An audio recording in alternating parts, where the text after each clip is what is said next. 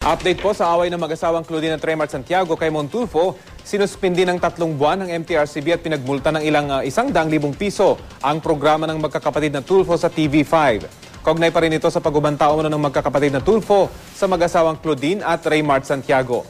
May ulat on the spot si Aubrey Carampel. Aubrey?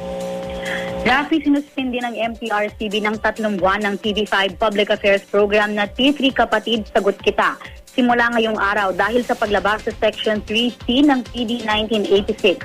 Napatunayan kasi ng Adjudication Committee na ang mga sinabi sa programa ng magkakapatid ay vulgar, indecent, threatening at hindi angkop na ipalabas sa telebisyon. Pinagbabayad din ng programa ng multa na 100,000 pesos. Matapos makumpleto ang suspension, ay isa sa ilalim din ng programa sa probation o per episode permit basis hanggang makumbinsi ang board na na-implement na ng respondent ang self-regulatory measures para maiwasan na magkaroon muli ito ng violation. Nanindigan naman si MTRCB Chair Grace Polia Manzares na isang public affairs show ang T3 Kapatid Sagot Kita dahil ito mismo raw ang nakasaad sa application na isinumite ng TV5. Sinabi rin nila Manzares na ang mga media personalities na gaya ng mga Tulfo ay dapat nagsisilbing role models.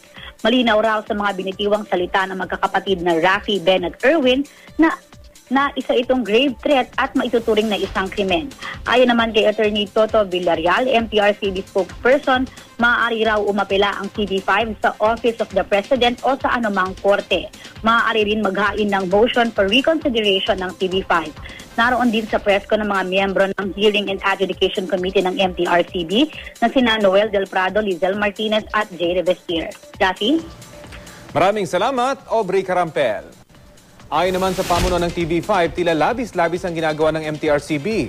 Hinihintay nila sa ngayon ang desisyon ng Court of Appeal sa kanilang petisyon na pagbawalan ng MTRCB sa pagpapataw ng parusa.